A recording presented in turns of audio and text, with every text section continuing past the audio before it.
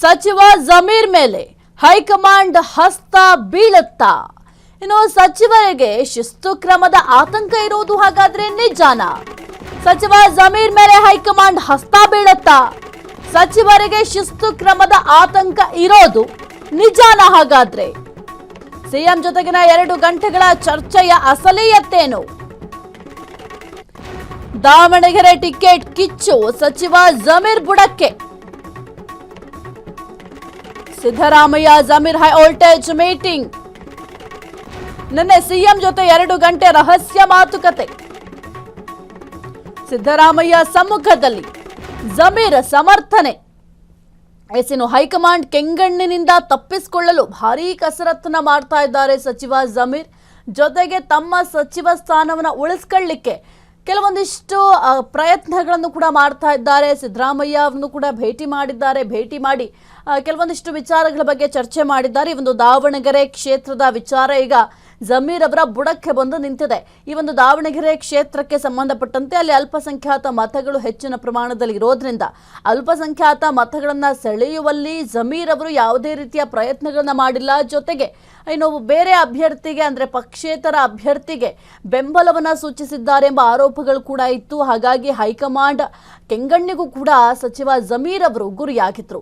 ಒಂದು ವೇಳೆ ತಮ್ಮ ಸಚಿವ ಸ್ಥಾನದಿಂದ ವಜಾ ಮಾಡಿಬಿಟ್ರೆ ಅನ್ನೋ ಆತಂಕ ಈಗ ಸಚಿವ ಜಮೀರ್ ಅವರಿಗಿದೆ. ಹಾಗಾಗಿ ಸಿಎಂ ಸಿದ್ದರಾಮಯ್ಯ ಅವರನ್ನ ಭೇಟಿ ಮಾಡಿದ್ದಾರೆ. ಸುಮಾರು 2 ಗಂಟೆಗಳ ಕಾಲ ಚರ್ಚೆ ಕೂಡ ಮಾಡಿದ್ದಾರೆ. ಈ ಒಂದು ದಾವಣಗೆರೆ ಕ್ಷೇತ್ರಕ್ಕೆ ಸಂಬಂಧಪಟ್ಟಂತೆ ಚರ್ಚೆ ಮಾಡಿದ್ದಾರೆ. ಅದರ ಜೊತೆಗೆ ತಮ್ಮ ಸಚಿವ ಸ್ಥಾನದ ವಿಚಾರಕ್ಕೆ ಬರದಂತೆಯೂ ಕೂಡ ಚರ್ಚೆಯನ್ನ ಮಾಡಿರಬಹುದು. ಯಾಕೆಂತಂದ್ರೆ ತಮ್ಮ ಸಚಿವ ಸ್ಥಾನವನ್ನು ಉಳಿಸ್ಕೊಳ್ಳಬೇಕಾಗಿದೆ. ಆಲ್ರೆಡಿ ಸಾಕಷ್ಟು ಶಾಸಕರು ದೆಹಲಿ ಯಾತ್ರೆಯನ್ನ ಕೈಗೊಂಡಿದ್ದಾರೆ. ಸಚಿವ ಸ್ಥಾನವನ್ನು ಕೂಡ ಇಂತ ಬೇಡಿಕೆ ಇಟ್ಟಿದ್ದಾರೆ. ಇದರ ನಡುವೆ ಕೆಲವೊಂದಿಷ್ಟು ಸಚಿವರ ಕೈ ಬಿಡೋ ಸಾಧ್ಯತೆಗಳಿದ್ದಾವೆ. ಆ ಒಂದು ಸಚಿವರನ್ನ ಕೈ ಬಿಡುವಂತಹ ಪಟ್ಟಿಯಲ್ಲಿ ನನ್ನ ಹೆಸರಿದ್ಯಾ? ಇದ್ರೆ ದಯವಿಟ್ಟು ಈ ಒಂದು ಸಚಿವ ಸ್ಥಾನದಿಂದ ಕೈ ಬಿಡಬೇಡಿ ಅಂತ ಕೂಡ ಮನವಿ ಮಾಡ್ಕೊಂಡಿರೋ ಚಾನ್ಸಸ್ ಇದೆ. ಇನ್ನು ಹೈಕಮಾಂಡ್ ಆದೇಶ ಪಾಲನೆ ಮಾಡಿದ ಬಗ್ಗೆ ಸಿಎಂ ಮನವರಿಕೆ. ನಸೀರ್ ಮೇಲಿನ ಕ್ರಮದಿಂದ ಅಲ್ಪಸಂಖ್ಯಾತರ ಅತೃಪ್ತ ಅಂತ ಜಮೀರ್ ಅವರು ಮಾತನಾಡಿದ್ದಾರೆ. ಪಕ್ಷದೊಳಗಿನ ಶತ್ರುಗಳ ಕುರಿತು ಸಚಿವ ಜಮೀರ್ ಪ್ರಸ್ತಾಪ.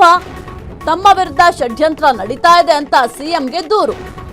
ಬಿ ಫಾರಂ ಮುನ್ನವೇ ನಾಮಪತ್ರ ಸಲ್ಲಿಸಿದ್ದು ದ್ರೋಹ ಅಲ್ವಾ ಹಾಗಾದ್ರೆ ಅಂತ ಪ್ರಶ್ನೆ ಮಾಡಿದ್ದಾರೆ. ನಾಮಪತ್ರ ಸಲ್ಲಿಸಿದ ಶಾಮನೂರು ಕುಟುಂಬದ ಕ್ರಮ ಹಾಗಾದ್ರೆ ಎಷ್ಟು ಸರಿ? ಈ ಬಗ್ಗೆ ಸಿಎಂ ಸಿದ್ದರಾಮಯ್ಯ ಗಮನಕ್ಕೆ ತಂದಿದ್ದಾರೆ ಜಮೀರ್ ಅವರು. ಸದ್ಯಕ್ಕೆ ಮೌನವಾಗಿರಿ ಅಂತ ಸಿದ್ದರಾಮಯ್ಯ ಅವರು ಸಲಹೆಯನ್ನ ಕೊಟ್ಟಿದ್ದಾರೆ. ಎಲ್ಲೂ ಕೂಡ ಯಾವುದೇ ರೀತಿಯ ಮಾತನಾಡಬೇಡಿ ಈ ಒಂದು ವಿಚಾರಕ್ಕೆ ಸಂಬಂಧಪಟ್ಟಂತೆ ಅಂತ ಸಲಹೆ ಕೊಟ್ಟಿದ್ದಾರೆ. ಇನ್ನು ಮಾತುಕತೆ ಬಳಿಕ ಬಾಗಿಲು ಬಳಿ ಬಂದು ಕಳುಹಿಸಿಕೊಟ್ಟಿದ್ದಾರೆ ಸಿಎಂ ಅವರು. ಇನ್ನು ಸಿದ್ದರಾಮಯ್ಯ ಸಚಿವ ಜಮೀರ್ ಸುದೀರ್ಘವಾಗಿ ಮಾತುಕತೆಯನ್ನು ಮಾಡಿದ್ದಾರೆ. ಕೇವಲ ಅವರ ಸಚಿವ ಸ್ಥಾನ ದಾವಣಗೆರೆ ಕ್ಷೇತ್ರ ಅಷ್ಟೇ ಅಲ್ಲ, ಅದರ ಜೊತೆಗೆ ನಜೀರ್ ಮೇಲಿನ ಕ್ರಮದ ಬಗ್ಗೆ ಕೂಡ ಮಾತನಾಡಿದ್ದಾರೆ. ಅಲ್ಪಸಂಖ್ಯಾತರು ಈಗ ನೀವು ನಜೀರ್ ಮೇಲೆ ತೆಗೆದುಕೊಂಡಂತಹ ಕ್ರಮದಿಂದ ಅತೃಪ್ತರಾಗಿದ್ದಾರೆ. ಪಕ್ಷದೊಳಗಿನ ಶತ್ರುಗಳೇನಿದ್ದಾರೆ ಇವರಿಂದ ನಮಗೆ ತೊಂದರೆ ಆಗ್ತಾ ಇದೆ ಎಂಬ ವಿಚಾರವಾಗಿ ಕೂಡ ಪ್ರಸ್ತಾಪವನ್ನು ಮಾಡಿದ್ದಾರೆ. ಇದಕ್ಕೆ ಸಿಎಂ ಸಿದ್ದರಾಮಯ್ಯ ಅವರು ಯಾವುದೇ ರೀತಿಯ ಎಲ್ಲೂ ಕೂಡ ಸ್ಟೇಟ್ಮೆಂಟ್ಗಳನ್ನು ಕೊಡಬೇಡಿ, ಸ್ವಲ್ಪ ಮೌನವಾಗಿರಿ, ಏನಾಗುತ್ತೆ ನೋಡೋಣ ಮುಂದಿನ ದಿನಗಳಲ್ಲಿ, ಈ ಒಂದು ವಿಚಾರಕ್ಕೆ ಸಂಬಂಧಪಟ್ಟಂತೆ ಎಲ್ಲೂ ಕೂಡ ನೀವು ಪ್ರತಿಕ್ರಿಯೆಯನ್ನ ಕೊಡಬೇಡಿ ಅಂತ ಕೆಲವೊಂದಿಷ್ಟು ಸಲಹೆಗಳನ್ನು ಕೂಡ ಕೊಟ್ಟಿದ್ದಾರೆ. ಇನ್ನು ಮಾತುಕತೆ ಬಳಿಕ ಬಾಗಿಲು ಬಳಿ ಬಂದು ಸಿಎಂ ಸಿದ್ದರಾಮಯ್ಯ ಅವರೇ ಕಳುಹಿಸಿಕೊಟ್ಟಿದ್ದಾರೆ. ಆ ದೃಶ್ಯಾವಳಿಯನ್ನು ಕೂಡ ನೀವು ಗಮನಿಸ್ತಾ ಇದ್ದೀರಾ. ಅವರೇ ಬಂದು ಬೀಳ್ಕೊಡುಗೆಯನ್ನು ಕೂಡ ಕೊಟ್ಟಿದ್ದಾರೆ.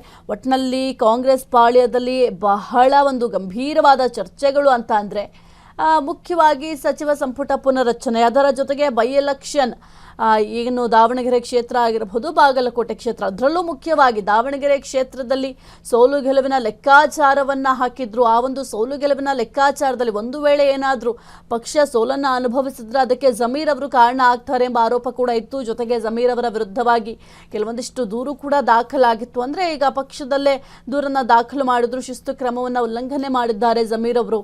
ಪಕ್ಷೇತರ ಅಭ್ಯರ್ಥಿಗೆ ಬೆಂಬಲವನ್ನು ಸೂಚಿಸಿದ್ದಾರೆ. ಅದರ ಜೊತೆಗೆ ಯಾವುದೇ ರೀತಿಯ ಪ್ರಚಾರ ಕಾರ್ಯದಲ್ಲೂ ಕೂಡ ತೊಡಗಿಸಿಕೊಂಡಿಲ್ಲ.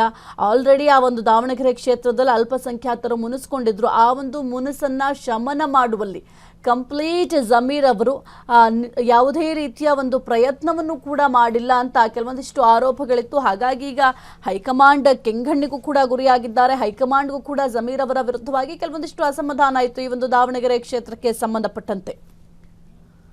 ಎಸ್ ಕುರಿತು ಹೆಚ್ಚಿನ ಮಾಹಿತಿ ನೀಡ್ತಾರೆ ನಮ್ಮ ಪ್ರತಿನಿಧಿ ಮಾರುತಿ. Very good morning. ಇನ್ನು ಸಿಎಂ ಜೊತೆಗೆ 2 ಗಂಟೆಗಳ ಕಾಲ ಜಮೀರ್ ಅವರು ಬಹಳ ಗಂಭೀರವಾದ ಚರ್ಚೆಗಳನ್ನ ಮಾಡಿದ್ದಾರೆ. ಯಾವೆಲ್ಲ ವಿಚಾರವಾಗಿ ಚರ್ಚೆ ಮಾಡಿರೋ ಸಾಧ್ಯತೆಗಳಿದಾವೆ ಮಾರುತಿ? ಎಸ್ ಸಾಹಿತ್ಯ, ಈಗೇನು ದಾವಣಗೆರೆ ಬೈ ಎಲೆಕ್ಷನ್ ಸಂಬಂಧಪಟ್ಟಂತೆ ಈಗಾಗಲೇ ಹೈಕಮಾಂಡ್ ಕೂಡ ಸೀರಿಯಸ್ ಆಗಿ ತೆಗೆದುಕೊಂಡಿರುವಂತದ್ದು. 3 ಪ್ರಮುಖ ನಾಯಕರ ಮೇಲೆ ಇಲ್ಲಿನ ರಾಜ್ಯ ನಾಯಕರು ಕೂಡ ದೂರನ್ನ ನೀಡಿರುವಂತದ್ದು. ಯಾಕೆಂದ್ರೆ ದಾವಣಗೆರೆ ಬೈ ಎಲೆಕ್ಷನ್ ಸಂದರ್ಭದಲ್ಲಿ ಏನು ಪಕ್ಷ ವಿರೋಧಿ ಚಟುವಟಿಕೆ ಮತ್ತೆ ಪಕ್ಷೇತರವಾಗಿ ಸ್ಪರ್ಧೆ ಮಾಡಿರೋ ವ್ಯಕ್ತಿಗೆ ಏನು ಸಪೋರ್ಟ್ ಮಾಡಿದ್ದಾರೆ ಅಂತೇಳಿ ಸಾಕಷ್ಟು ಆರೋಪಗಳ ಮೇಲೆ ದೂರನ್ನ ನೀಡಿರುವಂತದ್ದು. ಇದರಿಂದಾಗಿ ಈಗ ಇಬ್ಬರ ತಲೆದಂಡ ಕೂಡ ಆಗಿರುವಂತದ್ದು. ಇನ್ನು ಬಾಕಿ ಉಳಿದಂತೆ ಜಮೀರ್ ಅಹಮದ್ ಖಾನ್ ಅವರು ಕೂಡ ಸಚಿವ ಸ್ಥಾನವನ್ನ ಕೆಳಗಿಳಿಸಬೇಕು ಅಂತ ಸಾಕಷ್ಟು ಪ್ರಯತ್ನ ನಡೀತಿರುವಂತದ್ದು.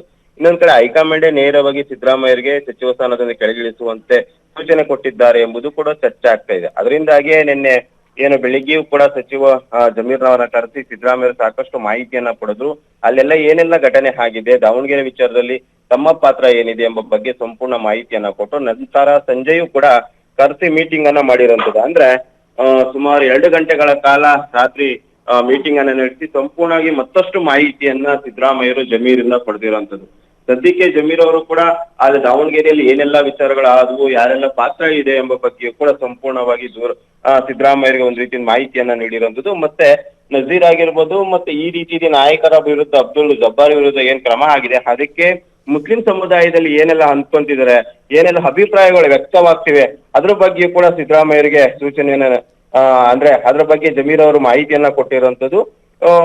ಈ ರೀತಿಯಾದಂತೆ ಏನು ಅದೇ ರೀತಿಯಾದಂತೆ ನಾವೇ ಏನು ಇದಾಗಿರ್ಲಿಲ್ಲ. ಯಾಕೆಂದ್ರೆ ಸಮರ್ಥ ಅವರು ಕೂಡ ಟಿಕೆಟ್ ಅನೌನ್ಸ್ ಆಗೋಕ್ಕಿಂತ ಮುಂಚೆಯೇ ಅವರು ಕೂಡ ಏನು ಒಂದು ನಾಮಪತ್ರ ಸಲ್ಲಿಕೆಯನ್ನ ಮಾಡಿದ್ರು. ಅದು ಪಕ್ಷ ವಿರೋಧಿ ಚಟುವಟಿಕೆ ಅಲ್ವೋ ಎಂಬ ಪ್ರಶ್ನೆಯನ್ನ ಕೂಡ ಸಿದ್ದರಾಮಯ್ಯ ಮುಂದೆ ಜಮೀರ್ ಅವರು ಇಟ್ಟಿರುವಂತದ್ದು.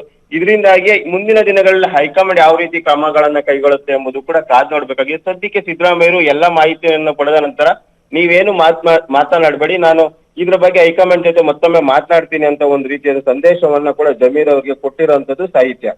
ಎಸ್ ಮಾರುತಿ, ಈಗ ಮುಖ್ಯವಾಗಿ ಈಗ ಸಿದ್ದರಾಮಯ್ಯ ಅವರು ಈಗ ಇತ್ತೀಚೆಗೆ ಆಗ್ತಾ ಇರುವಂತಹ ಕಾಂಗ್ರೆಸ್ ಎಲ್ಲಾ ಬೆಳವಣಿಗೆಗಳು ಕೂಡ ಬಹಳ ಸೈಲೆಂಟ್ ಆಗಿದ್ದಾರೆ. ಎಲ್ಲೂ ಕೂಡ ಯಾವುದೇ ರೀತಿಯ ಪ್ರತಿಕ್ರಿಯೆ ಕೂಡ ಕೊಡ್ತಾ ಇಲ್ಲ. ಈಗ ಜಮೀರ್ ಅವರಿಗೆ ಹೇಳಿದ ಅದೇ ರೀತಿಯಲ್ಲೇ ಮುಂದೆಯೂ ಕೂಡ ಸಿದ್ದರಾಮಯ್ಯ ಅವರು ಸೈಲೆಂಟ್ ಆಗಿದ್ಬಿಡ್ತಾರಾ ಅಂತ? ಸಹಿತ ಈ ಸಿದ್ದರಾಮಯ್ಯ ಜೊತೆ ಜಮೀರ್ ಅವರು JDS ಕಾಲದಿಂದಲೂ ಕೂಡ ಇರುವಂತದ್ದು. ಅದರಿಂದಾಗಿ ಅವರು ಉಳಿಸುವ ಪ್ರಯತ್ನ ಮತ್ತು ಸಚಿವ ಸಂಪುಟದಲ್ಲಿ ಮುಂದುವರಿಸುವ ಪ್ರಯತ್ನ ಸಾಕಷ್ಟು ಸಿದ್ದರಾಮಯ್ಯ ಕೊಡ್ತಾ ಇರುವಂತದ್ದು. ಅದಕ್ಕೆ ನೇರವಾಗಿ ಸುರ್ಜೇವಾಲಾ ಅವರು ಅವರ ಸಚಿವ ಸ್ಥಾನದಿಂದ ಕೆಳಗಿಳಿಸಿ ಅಂದ್ರೂ ಕೂಡ ಇಲ್ಲಿವರೆಗೆ ಯಾವುದೇ ರೀತಿಯಾದಂತಹ ಕ್ರಮಗಳನ್ನ ಸಿದ್ದರಾಮಯ್ಯ ಕೈಗೊಂಡಿಲ್ಲ. ನಿನ್ನೆಯೂ ಕೂಡ ಏನು ರಾತ್ರಿ ಕೂಡ ಈ ಬಗ್ಗೆ ಸಂಪೂರ್ಣವಾಗಿ ಚರ್ಚೆ ಮಾಡಿರೋದು. ಅವರಿಗೆ ಭರವಸೆಯನ್ನ ಕೂಡ ಸಿದ್ದರಾಮಯ್ಯರು ಜಮೀರ್ ಅವರಿಗೆ ಕೊಟ್ಟಿರೋದು. ಅಂದ್ರೆ ನೀನು ಮೌನವಾಗಿರಿ, ಯಾವುದೇ ವಿಚಾರಗಳಾಗಿರ್ಬೋದು ಮತ್ತೆ ಮಾಧ್ಯಮಗಳ ಮುಂದೆ ಈ ದಾವಣಗೆರೆ ಬೆಳವಣಿಗೆ ಆಗಿರ್ಬೋದು ಮತ್ತು ಹೈಕಮಾಂಡ್ ಮಟ್ಟದಲ್ಲಿ ದೂರ ಆಗಿರೋ ವಿಚಾರವೂ ಕೂಡ ಯಾವುದೇ ಹೇಳಿಕೆಯನ್ನ ನೀಡದಂತೆ ಸೂಚನೆ ನೀಡಿರುವಂತದ್ದು. ನಾನು ಹೈಕಮಾಂಡ್ ಜೊತೆ ಮಾತನಾಡಿ ಒಂದು ನಿರ್ಧಾರವನ್ನ ಮಾಡ್ತೇನೆ, ಅವ್ರನ್ನ ಮನವೊಲಿಸುವ ಪ್ರಯತ್ನ ಮಾಡ್ತೀನಿ ಅಂತ ಕೂಡ ಏನು ಜಮೀರ್ ಅವರಿಗೆ ಒಂದು ಭರವಸೆಯನ್ನ ಕೊಟ್ಟಿರೋದು. ಆ ನಂತರ ಒಂದ್ ರೀತಿಯಾದಂತ ಊಟ ಎಲ್ಲ ಮುಗಿಸಿ ಅವರು ಮನೆಯಿಂದ ತೆರಳಿರೋಂಥದ್ದು ಜಮೀರ್ ಅವರು. ಒಟ್ಟಿನಲ್ಲಿ ಅವ್ರಿಗೊಂದ್ ರೀತಿ ಭರವಸೆ ಕೊಟ್ಟಿದ್ದಾರೆ ಎಂಬುದು ಈಗ ಚರ್ಚೆ ಆಗ್ತಿದೆ. ಅದು ಎಷ್ಟರ ಮಟ್ಟಿಗೆ, ಯಾಕೆಂದ್ರೆ ಹೈಕಮಾಂಡ್ ಸಿದ್ದರಾಮಯ್ಯ ಹೇಳಿದ ಮಾತನ್ನ ಕೇಳತ್ತಾ ಅಥವಾ ಹೈಕಮಾಂಡ್ ಬಲವಂತವಾಗಿ ಸಿದ್ದರಾಮಯ್ಯ ಮುಖಾಂತರವೇ ಅವರ ಸಚಿವ ಸ್ಥಾನವನ್ನು ಕೆಳಗಿಳಿಸುವಂತೆ ಮಾಡುತ್ತಾ ಎಂಬುದು ಕೂಡ ಇನ್ನು ಕೆಲವೇ ದಿನಗಳಲ್ಲಿ ಗೊತ್ತಾಗುವಂತದ್ದು ಸಾಹಿತ್ಯ. ಓಕೆ, ಥ್ಯಾಂಕ್ ಯು ಮಾರುತಿ ನಿಮ್ಮೆಲ್ಲ ಮಾಹಿತಿಗಾಗಿ. ಕ್ಷಣ ಕ್ಷಣದ ಸುದ್ದಿಗಳಿಗಾಗಿ ಫ್ರೀಡಂ ಟಿವಿ ಸಬ್ಸ್ಕ್ರೈಬ್ ಮಾಡಿ, ಲೈಕ್ ಮಾಡಿ ಹಾಗೂ ಫಾಲೋ ಮಾಡಿ. ಹೊಸ ಸುದ್ದಿಗಳ ನೋಟಿಫಿಕೇಶನ್ಗಾಗಿ ಬೆಲ್ ಐಕಾನ್ ಮೇಲೆ ಕ್ಲಿಕ್ ಮಾಡಿ.